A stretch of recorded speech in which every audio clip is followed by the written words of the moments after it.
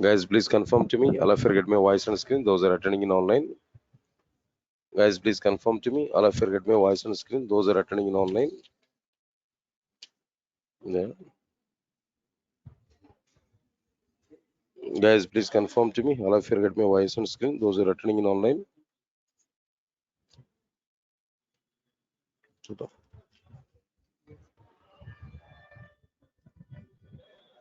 Guys, please confirm to me. All of you get my voice on screen. Those are attending in online. Am I audible, guys? Guys, please respond to me. Everybody, all of you get my voice on screen. Those are attending in online. Am I audible? Please, everybody respond to me, guys. All of you get my voice on screen. Is my voice is clear to all of you? Please respond to me, all of you guys. All of you get my voice on screen.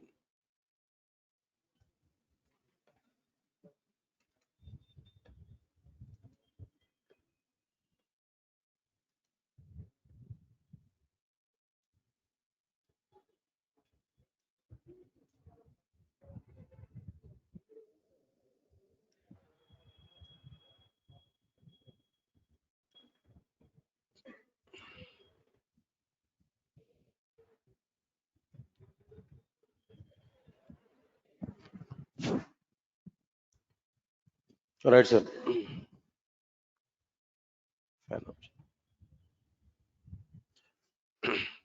So in the last class, just we completed Java history, the topic we understood in the last class. Okay. Then today we are going to continue the remaining part of the content. But if you understand, if you want to see one time the total content of this Java history, just review if you want to see that. What I given in 1991, Sun Microsystems had a requirement to prepare a new programming language in order to prepare softwares for the electronic consumer devices like cable TV switch boxes, remote controllers, and so on. Okay. For this particular requirement, Sun Microsystems gathered nearly 30 members team led by James Gosling and Patrick Nathan. Alright. Sun Microsystems has started a project to prepare this new programming language. That project name is what? Green. Part of the Green project, Sun Microsystems wants to prepare a new programming language with the three features mainly. What are the three features? Keno, simple, tight coded, architectural, neutral. Simple in the sense less execution time, less memory, less power consumption. Less execution time provides more performance. Less memory provides less cost for the end product. Less energy consumption or power consumption provides what's there? Less maintenance cost for the end product. Tight coded. Less number of finish sections and more implementation. If any programming language takes more number of finish sections to perform a particular action, then that programming language is called loose coded programming language. Best example, C, C++. Language takes less finish sections to perform a particular action, then the programming language is called tight coded programming language. Example is what there? Java. Alright, already we have seen that. Architectural neutral programming language. If any programming language allows its applications to run under all the hardware systems, then the programming language is called an architectural neutral programming language. In 1991, Sun Microsystems started to prepare new programming language. Sun Microsystems has completed that programming language, new programming language at the end of 1992. 1991 it was started, at 1992 it was completed. James Gosling has suggested a name to the new programming language, that is Work, but Sun Microsystems has rejected that. Then later on, all Sun engineers have suggested the name Java to the new programming language, where Sun Microsystems has accepted that name. Finally, Sun Microsystems has announced the name for the new programming language is what there? Java. Where I given some point there, why the Java name is coming there.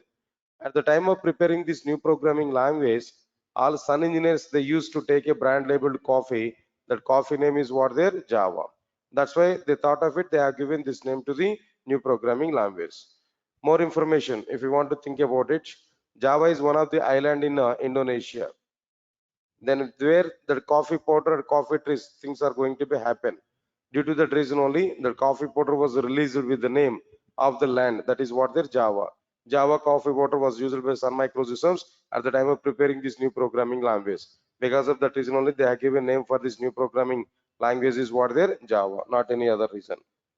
At the end of 1992, Sun Microsystems has prepared the first product on the basis of the Java programming language, that is Star 7. The Star 7 is totally a failure product. It is a remote controller actually. It was a failure product, and for this no customer is identified until mid of the 1994. Up to 1.5 year of time they waited for it, but no one is identified for it. It is a failure product. In the mid of 1994, internet era was started in abroad, in outside of India. In the mid of 1994, by the time www is getting very good boom, part of the www browsers are getting very good demand. Then immediately, by this at the time of in the mid of 1994, only one browser is available. That is what their Mosaic browser that was provided by Mark Anderson. Who's this person actually? He's an undergraduate student, and as part of his internship, he prepared this Mosaic browser. Okay, fine, leave it. By seeing by understanding the importance of the browsers, in the mid of 1994, Sun Microsystems wants to prepare their own browser. Immediately, they started work for that new browser that was taken by Jonathan Payne and Patrick Norton. They are the two members who have taken the responsibility of preparing that new browser. At the end of 1995, Sun Microsystems has completed the browser preparation. They are given name for this browser is what their Heart Java.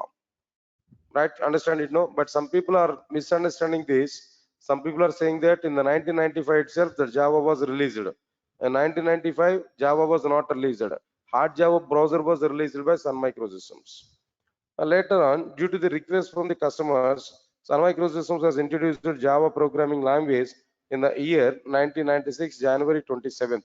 I think so, maybe 23rd or 27th, I didn't remember it, but anyway, on particular date on December, we can under December month, the Sun Microsystems has introduced the Java programming language. Right, sir. Now this is exactly the point here we can understand. Initially, that version for the Java is like what there JDK 1.0 version. Understand it here? This is one of the version in the sense like what there. Here only that language was introduced. Fine. Next one is what there JDK 1.1 namesake version only. Again, JDK 1.2 version is a highlighted version. Huge number of changes are provided in 1.2 version. At present, whatever the Java we are understanding, among the Java, 70% of the Java was provided in 1.2 version only. In 1.0, 1.1 namesake versions only. Actually, 70% of the Java that was provided, that we are using at present, was introduced in 1.2 version only. After that, JDK 1.3 version namesake and JDK 1.4 version is also the namesake. Next one is JDK 1.5 version is the main version. Another main version. It has number of huge huge number of updations are provided. More and more number of updations are provided. Observe carefully. After completion of this, next one is what there JDK 1.6 version. Then after this JDK 1.7 version. These are namesake only. The next important version is what there JDK 1.8 version again. Again, it is a milestone version. Understand it now. Long-term version. Next one is what there after completion of which JDK 1.9. Next one is what there after this JDK 1.10 are both are namesake versions only. Next one is JDK 1.11 version is one of the namesake, one of the long-term support, one of the important version. There number of changes are provided after completion of this. The next one is like what there JDK 1.12 version and JDK 1.13 version, both are like what there namesake versions only. Again here the next important version is what there JDK 1.14 is also be another important version. For this next one is what there JDK 1.15 and JDK 1.16. Both are like what there, namesake versions only. Next one is what there, JDK 1.17th version is like what there is a long-term support is available at present. After completion of this, the next one is JDK 1.18. Right, next one is what there, JDK 1.19.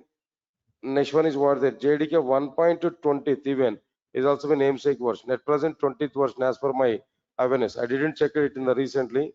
1.21 when it is going to be available or already available, that I will check and I will give that information to you later on. But these are the versions which are famous, which are important versions inside the Java. Understand it clearly. And one more thing I'm telling to you, some few points here. JDK 1.6 version managed by Sun Microsystems. JDK 1.7 version. JDK 1.7 version managed by Oracle Corporation. Changes we can identify now.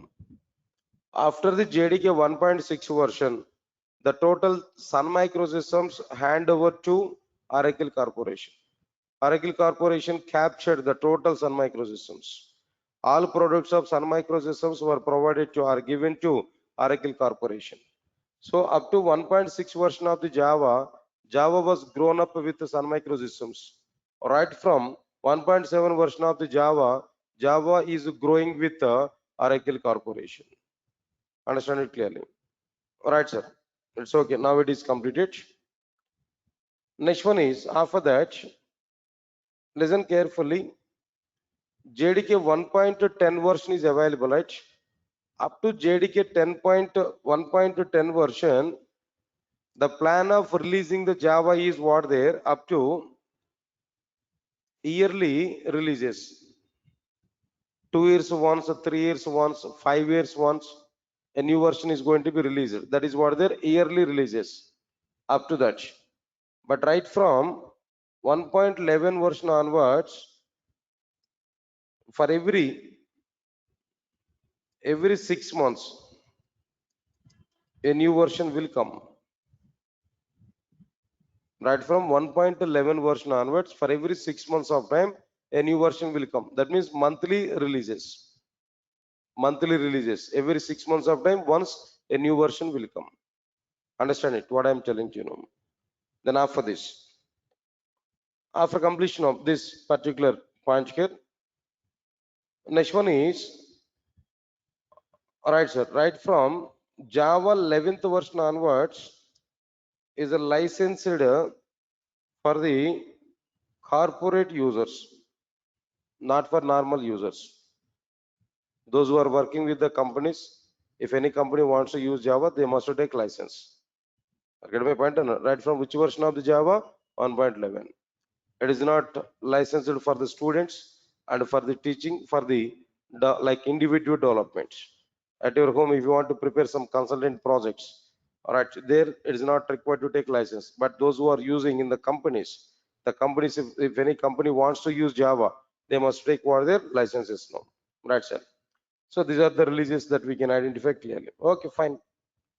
So this is overall the evolution of the Java. Then what versions are available, which versions are main versions, and which versions are namesake versions. That information here we are getting. Okay, leave this point here. After completion of this, today the topic now I'm going to start the second topic in Java here, Java introduction part. The second topic is like what there differences between Java and others. Differences between Java and others. All of you observe carefully. What exactly these differences are available about the Java and others? If we observe this now, everybody understand it clearly. The very first difference here we are going to understand C and C++ are static programming languages. C and C++ are static programming languages, but Java is a dynamic programming language. Java is a like what there is a dynamic programming language. Now understand it clearly. Java is a dynamic programming language. What exactly the meaning of C and C++. They are static programming languages, and Java is a dynamic programming language. What exactly the difference actually? Before going to understand this particular difference, no, first we have to understand what is a static programming language, what is a dynamic programming language. What exactly the meaning of these two? No? So before going to start this total content here, I want to give some basic introduction content here. Now try to understand this introduction here. All of you observe carefully.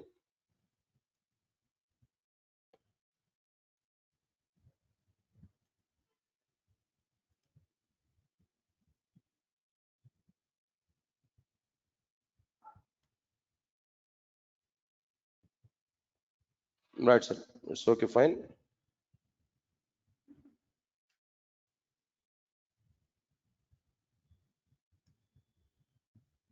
Everybody understand these points, no? For example, I've taken a program here. This is a program, maybe C program or maybe anything, whatever it may be, some program here I've taken. Understand it. No need to think about it. It's like what there, a C program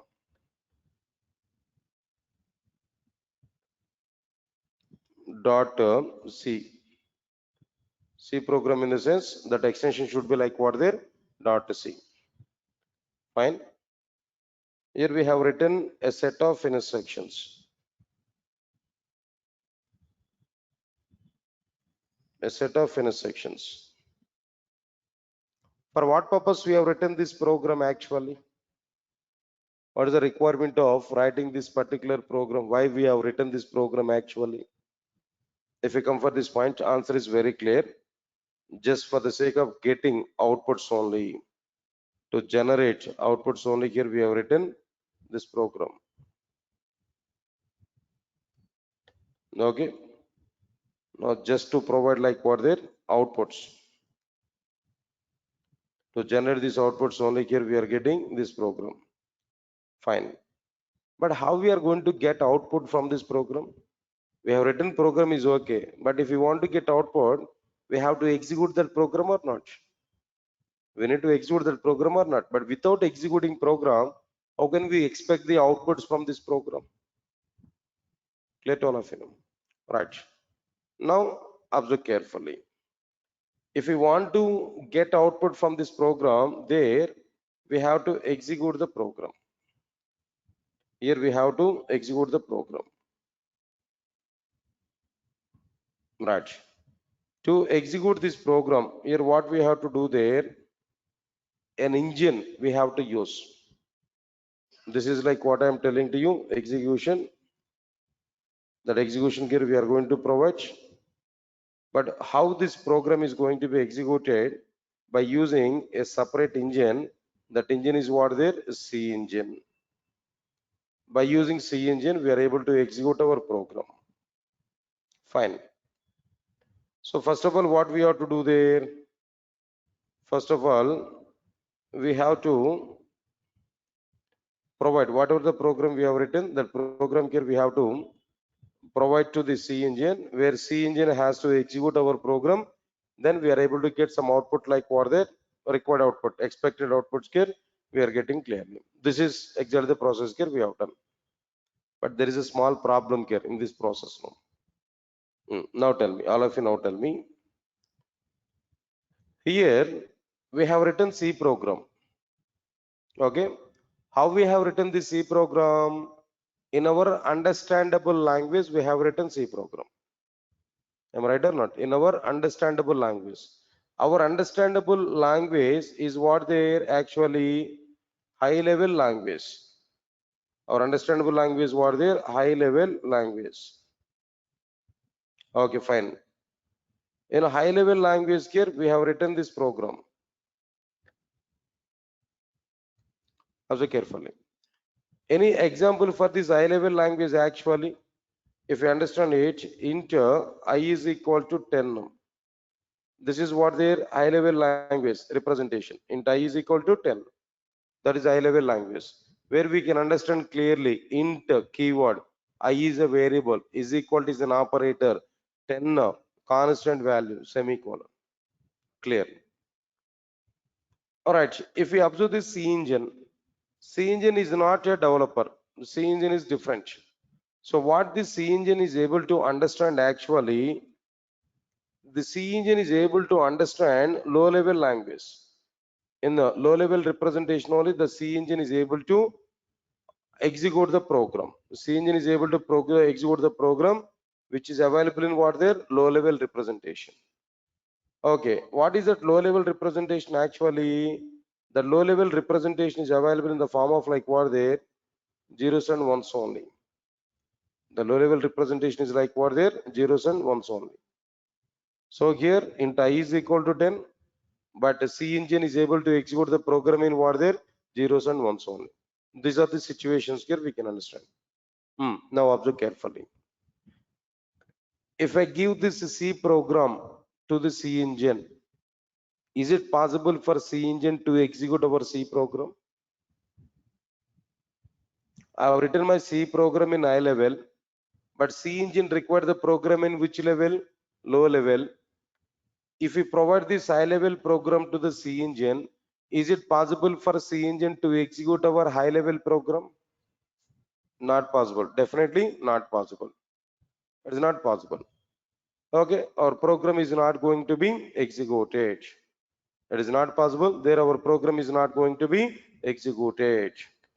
Right, observe carefully. Exactly in this particular situation, how we are going to execute our program. But still I want to run my program. How it is possible to execute our program? That's the question. How it is possible to execute our program in this particular situation? Now I'm giving some clarity. Observe carefully. Exactly in this particular situation, if you want to execute the program, there we need a translator to convert the program from high level representation to low level representation. Here we need a translator to convert the program from high level representation to low level representation. Right, exactly. Now here I want to take a translator. This is the translator here I'm going to take. Okay, fine. Now this is the translator. We can understand it now. Now what we are going to do there, whatever the program here we have written, that program we are providing to the translator. What this translator is able to do now, this translator is able to translate the program from high level representation to low level representation. After that, this translator is able to convert the program from high level representation to low level representation. That low level representation program will be provided in the form of a separate file. In the form of a separate file, that separate file is what? .exe file. That separate file is what there? .exe file. Now inside this .exe file, what exactly the data is existed here, you can understand clearly. The data should be like what there, like this. Here we are able to have the data like this. What type of data is available here? No, zeros and ones. All right, this zeros and ones is nothing but what? What it is actually? It's a low level representation or not? The zeros and ones data is nothing but like what there? Low level language representation or not? Exactly, this is like what there? Low level language representation. Understand it clearly? Fine. Whenever we are getting this low level representation, if we provide this low level representation to this C engine, automatically the program execution is going on. The program will be executed successfully. After executing that program, there we are able to get like what there? Some outputs here we are getting. After executing our program, then we are able to get some output. Now, in this process here, we are getting output. We have executed our program and we are getting output from our content. Is that clear? All of you are getting clarity on this now? Fine, leave this one. Right, sir. Now here C program we have created. The C program we have provided to this translator. Translator will convert the program from high level to low level. When low level program is available, that if you provide to the execution process there, C engine will execute it. C engine is able to provide what there? Some outputs. This is the overall scenario here we have to understand. Got it or not? Now observe carefully. What is this actually? What is this actually? It's a translation process or not? Alright. What exactly the translation process here we have done to translate the program from high level representation to low level representation? That translation process is called as compilation. The translation process called as what there? Compilation. Right, sir. Now tell me exactly. Now tell me, all of you understand it, no? What exactly the purpose of this compilation? What exactly the requirement of the compilation? You have to give answer for it. The purpose of the compilation is what there? Translating program from high level representation to low level representation. This is the very first responsibility. Compilation in the sense translating program from high level representation to low level representation. Got it or not? Got. Next one is after that one more point. All of you understand it now. Who has written this program, sir? Developer. Am I right or not? Who has written this program? Developer. Who is this developer actually? Is it human being, right? Not a god, not coming from any other planet. Just is a human being, right? What is the fundamental right for a human being?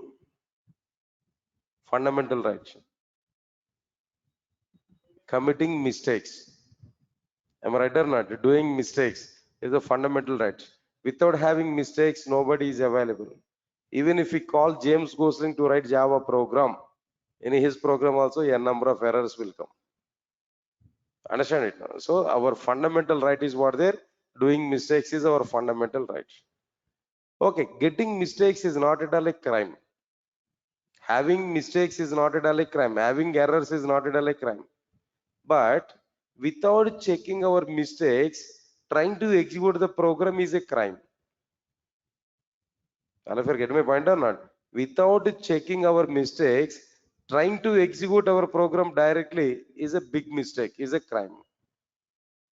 So what I'm telling there indirectly, whenever we have written program, before going to execute our program, first check whether our program contains errors or not. First we have to check whether our programs are having errors or not. If you are having errors in our program, correct it and again execute it. Again recompilation up and again recheck it and again execute the program. If you are not having errors, no, directly go for execution. Got my point or not? So first of all, we have to check that errors are not. All right. In this overall process, who will check the errors? If you understand this point here, the same compilation will take the responsibility of checking errors. The compilation process will take the responsibility of checking the errors. The next one is what there? Checking errors in the program. Checking errors in the program. This is the second responsibility of the compilation. Again, now tell me, compilation is for two things. One is what there? Translating program from high level representation to low level representation. Second one is what there? Checking errors in the programs. These are the two responsibilities of like what there? Compilation. Is that clear? All of you get my point now? Clear. Observe carefully. One more point here I'm telling to you. Everybody put more concentration. For example,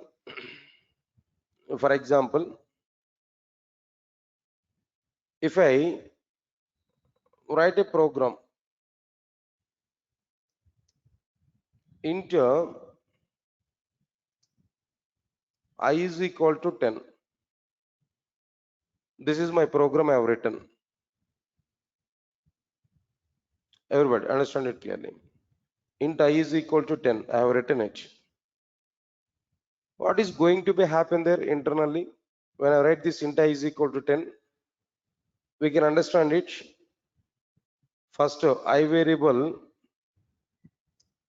will be created.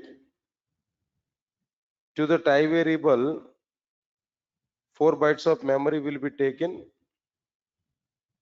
for the type variable. How much memory will be taken here? No, 4 bytes of memory will be taken. 1 minute.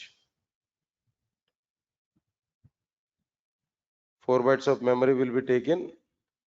Inside these 4 bytes of memory, that initial value 10 is going to be taken. Maybe 4 bytes of memory or maybe 2 bytes of memory. That depends on the programming language, whatever it may be. But assume it some memory. Some memory is going to be created for I variable where the 10 is the value will be provided. Yes, sir. All of you are getting it or not? Up to now, int I is equal to 10 we have taken. Then with respect to this I variable, what we are getting there? For I variable, some block of memory will be created where the data 10 is going to be stored. Clear? All of you are getting clarity? Listen carefully. Almost, sir, we are coming to the conclusion.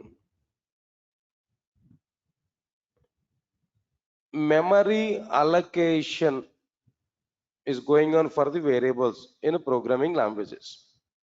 If the memory allocation is provided at compilation time, what? If the memory allocation is provided for the data at a compilation time, then that memory allocation is called static memory allocation.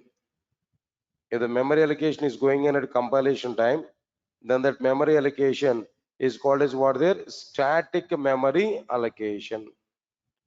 Everybody understand it clearly. Similarly, if the memory allocation is going on for the data at a runtime, if the memory allocation is going on for the data at a runtime, then that memory allocation is called dynamic memory allocation. That memory allocation is called as what there? Dynamic memory allocation. Okay. Now tell me, how many types of memory allocations are available? Two types. What are the two types? No, static memory allocation. Second one is what there? Dynamic memory allocation. Tell me, what is static memory allocation? What is static memory allocation? Static memory allocation is a memory allocation which is performed at the time of compilation. What is dynamic memory allocation? Dynamic memory allocation is a memory allocation which is performed at the runtime of the application. Static memory allocation and dynamic memory allocation. Nice. Listen carefully. One more point.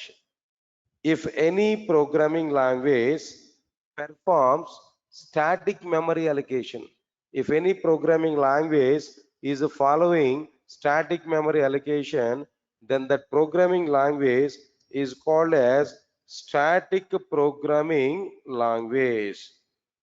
That programming language is called as what there? Static programming language. If any programming language is following dynamic memory allocation, then that programming language is called dynamic programming language. Right or not? If any programming language is following static memory allocation, then the programming language is what there? Static programming language.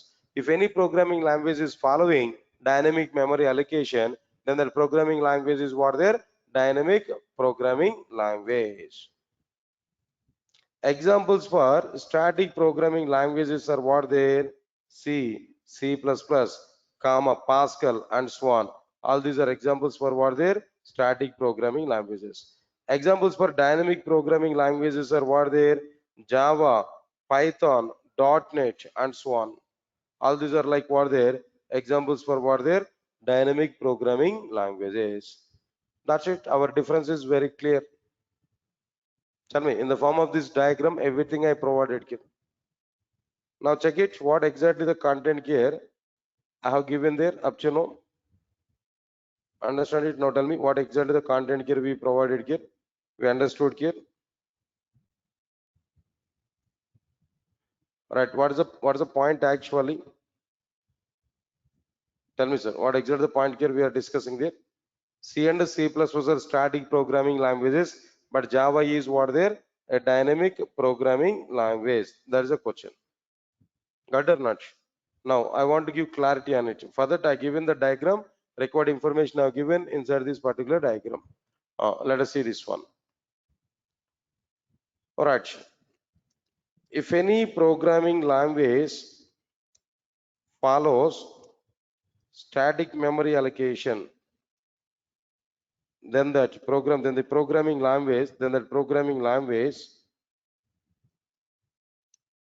is called a static programming language. Then the programming language is called as what there? Static programming language. Examples, here we can understand like what there? C and C++. Then I'm going to give some clarity. In C and C++ applications, memory will be allocated for the data at the time of compilation only, not at the time of runtime, not at the time of execution. Observe carefully. Because of this reason, C and C++ are what their static programming languages. Next one is what? Next one here no. If any programming language allows, if any programming language allows dynamic memory allocation, or maybe if any programming language follows dynamic memory allocation, then that programming language is called a dynamic programming language. It's called a dynamic programming language. Examples for this dynamic programming languages are like what there? Java, then what next one here? Python, of course, .NET also, and so on. These are the dynamic programming languages. In Java applications, memory will be allocated for the data at a runtime only, not at the time of compilation. Memory will be allocated for the data at the time of execution only, at runtime only, not at compilation time here. Right, sir? Now this is the point, and the related diagram also we have given. Are you getting it or not? So this is the total analysis here, what we are getting about our content. Clear? All of you are getting clarity on this point now? Okay, fine. Leave this punch here. After this, after completion of this, this is the first point, first difference. C and C++ are static programming languages, but Java is what there? A dynamic programming language. Leave this one. Now the second point, the second difference here I'm telling to you.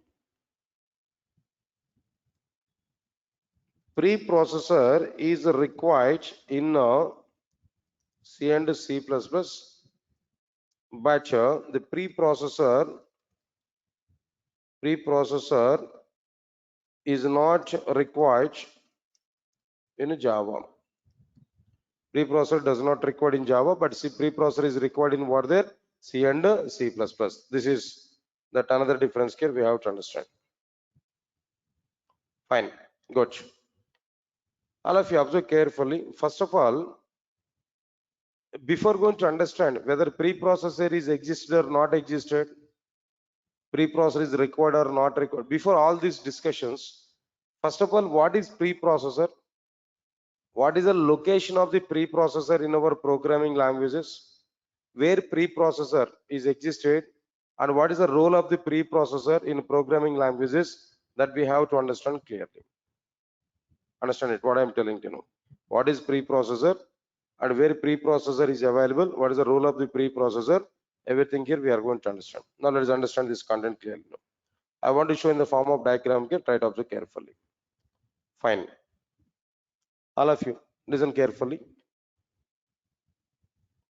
Fine. For example, first of all, I want to take a program, a simple C program here I want to take. This is my C program. Whenever we want to say it's a C program, there .c that we have to provide, that file extension .c. Clear? Next one is, I want to perform compilation. So here I need to perform like what there? Compilation. If you want to perform compilation, here this is compilation. Okay, fine. After the compilation, there we are able to get some file. What file here we are able to get now? Tell me. Yes, perfect. .exe files here we are able to get. All right, sir. It's okay, fine. .exe file that we are getting. Clear. After getting these .exe files, next one is what there. We have to execute the program. For execution purpose here, we have to use separate process here, execution process. All right. Now here we need to provide execution process. Execution process is existed here.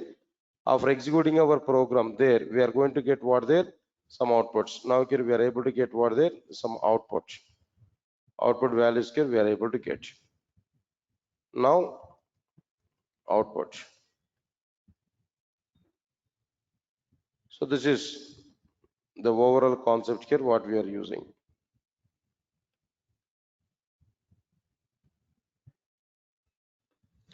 And one more thing.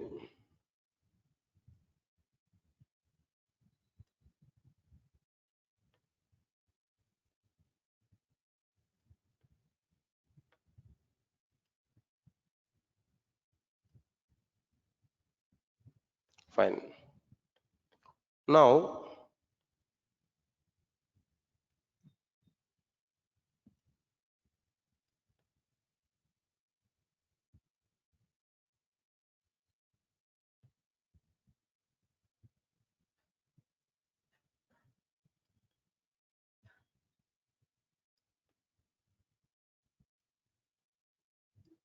it's okay, fine. Now this is the total process here what we have done. Same diagram. Previously, whatever the diagram I shown there, same diagram here I repeated, no? But in a virtual direction here, I given this diagram. The total diagram I have given in a virtual direction. Understand it clearly. Fine. Next one is what there after this, after completion of this, another point here we are going to understand. See this. Now I want to go for compilation process. What is available in a compilation? Just I want to check this. Compilation process here I want to use. I want to provide. If you observe this compilation process here, in a compilation overall, 4 phases are available. Inside the compilation overall, 4 phases are available.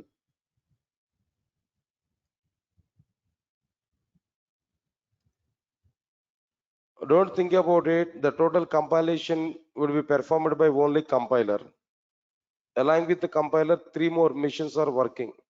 4 missions work effort is what their compilation. What are the missions here? The very first one is what their preprocessor. Very first one is what their preprocessor. And the second one is what their compiler. Second one is what their compiler. Next one is what their assembler. Third one is what their assembler. Next one is what their loader, link editor. Loader and link editor. This is last one. Yes, sir.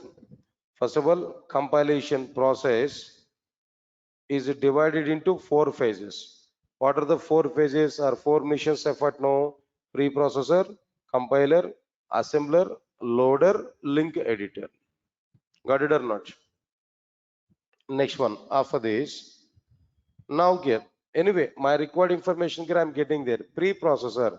What is the location of the preprocessor? That's my question. Here the location of the preprocessor we understood.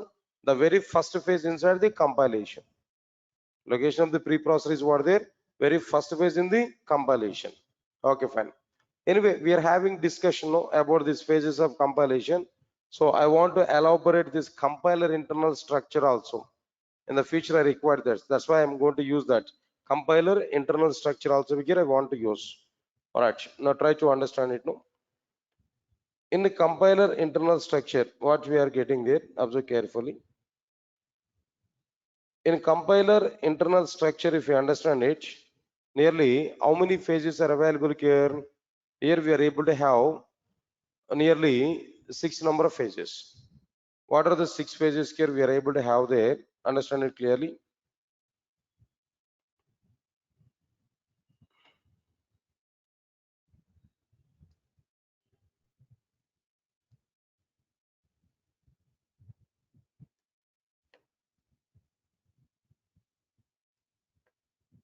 That's it. Now overall 6 phases here we are getting. What are all these 6 phases actually? No.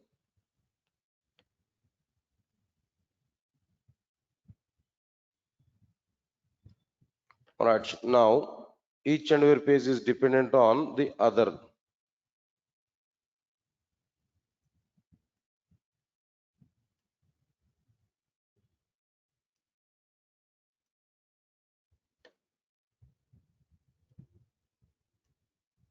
I'll give their names also.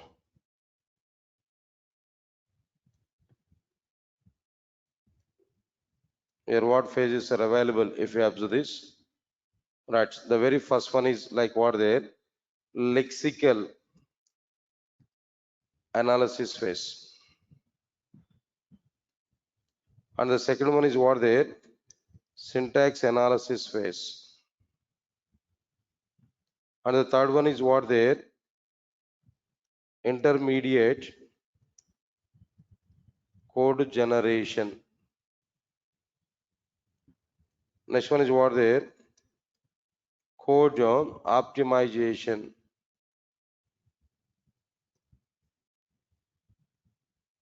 Code optimization.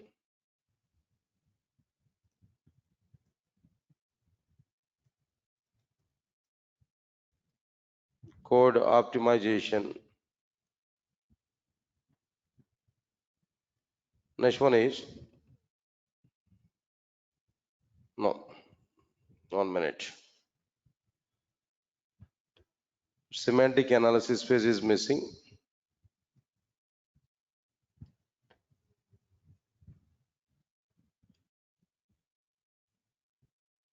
All right. The next one is like what there? Semantic analysis phase.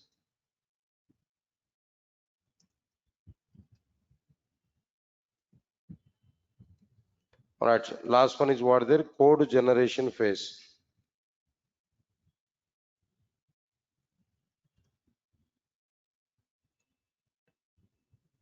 Right. Overall, these phases are available inside the compiler. This is the overall compiler internal structure. One time, please check this total content here. What I have given now. Check this entire content here.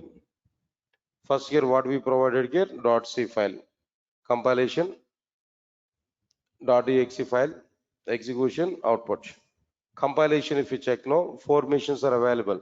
What are the 4 missions here now? Preprocessor, compiler, assembler, loader, link editor.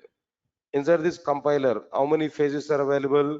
6 phases are available. What are the 6 phases here now?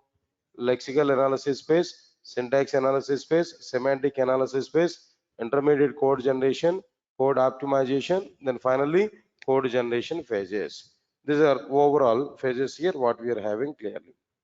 All right, sir. Now my required point is like what there? Where is our actual required content here? If you observe this, no, preprocessor, that is our required content. Preprocessor is our required one. Where is the location of the preprocessor? Preprocessor is available the first phase in the compilation. Right, sir. Now let me copy this part here. I want to paste it. Later I'll provide the required information here. So this is a diagram here I provided. Now observe carefully. Preprocessor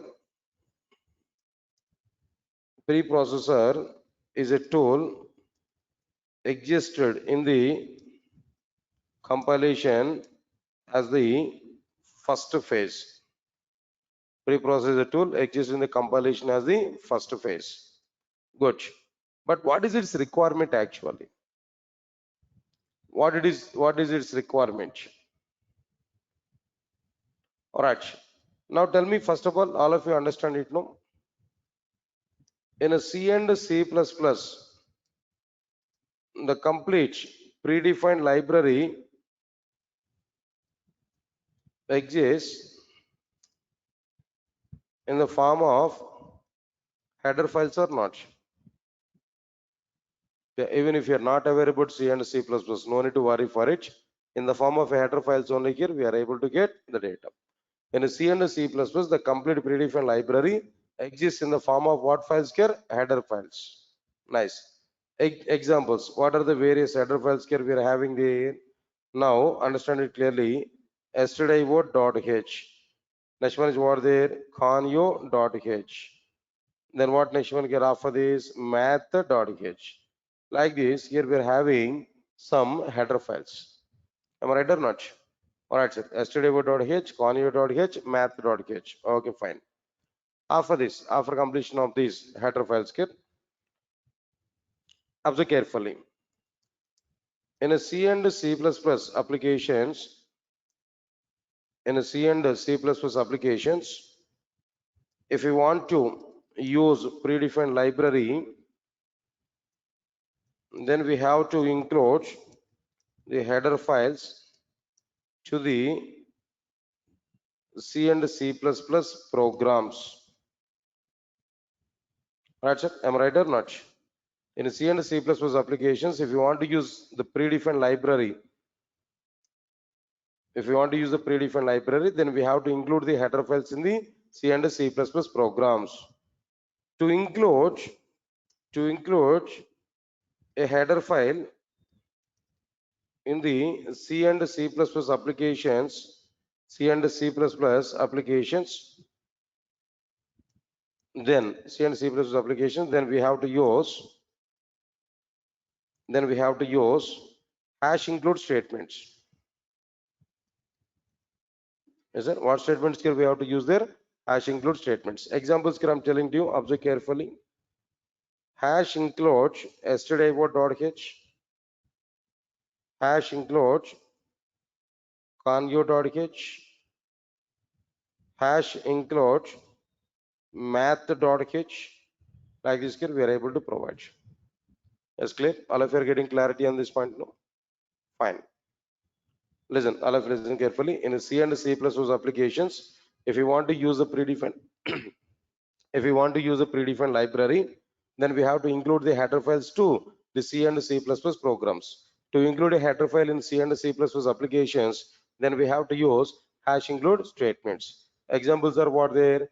Hash include yesterday.h, hash include conyo.h, hash include math.h. Like this here we provide it. Perfect. Now understand it clearly. If I prepare a C program with this hash include statements, and if I compile a program, compile a program in the sense, we will be reacted first one, we will start its process first one, preprocessor will start its process first one or not. In a compilation, which one is the first one here? No, preprocessor. Then preprocessor will start its execution first or not. So now the point is like what there in this scenario here, what's the point I'm telling to you? All right, if we execute or if we compile a C or C plus and C++ programs, C++ applications, then the preprocessor will be activated, and the preprocessor will perform the following actions. What actions this preprocessor is able to perform actually?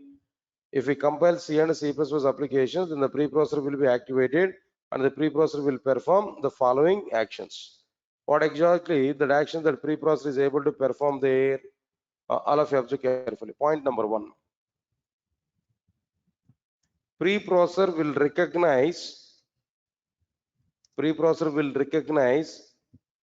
recognize all the hash include statements. Then what? What next one? Preprocessor will take all the provided header files names. Preprocessor will take all the provided header files names. Okay, and the preprocessor will check whether these header files exist or not in the C and C++ softwares. Please check, sir. All of you understand it now? First of all, preprocessor will recognize hash include statements. Preprocessor will take the header files names from the hash include statements. Are you getting it or not? Okay, fine. Preprocessor will check the header files names from the hash include statements. When preprocessor is checking, okay, after taking these header files names now, preprocessor will go to C and C++ softwares. In C and C++ softwares, preprocessor will check whether these header files are existed or not existed. Okay, if these header files are not existed, all of you are getting clarity up to now. It will check internally inside the C software whether these header files are available or not. If the provided header files, are not existed in the C and C++ softwares, then the preprocessor will raise an error. Understand my point, Kenu? If the provided header files do not exist in the C and C++ software, then the preprocessor will raise an error. That's okay, fine. Not available, error will come. If the provided header files exist, 1 minute.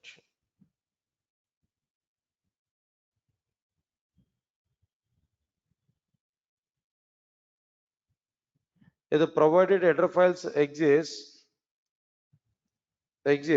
in the C and C++ softwares, if the provided header files exist in the C and C++ softwares, then the preprocessor, what preprocessor will do now? Observe carefully.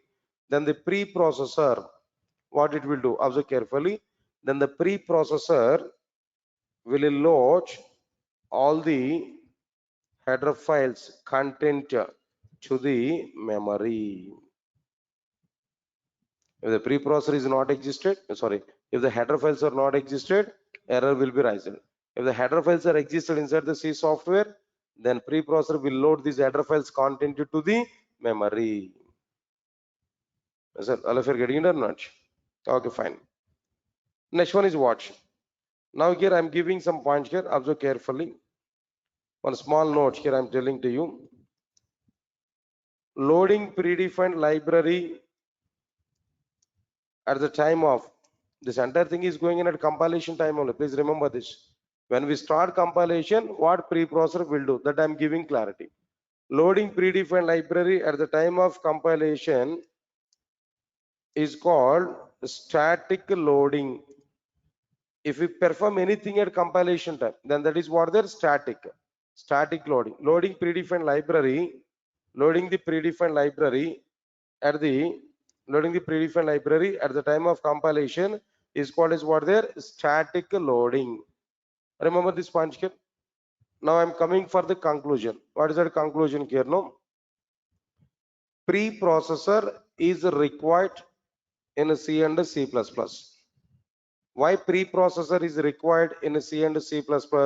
What is the need of this preprocessor in C and C++ applications? If we take for this, no, to recognize hash include statements, in order to load header files content to the memory, we required what their preprocessor. Yes, sir. All of you get my point or not? In C and C++, preprocessor is required because of two reasons. What are the two reasons? No. First one is what there to recognize hash include statements and to load the provided header files content to the memory. Right. Coming to the conclusion. In a C and C++, preprocessor is required. In a C and C++, preprocessor is required to recognize all the hash include statements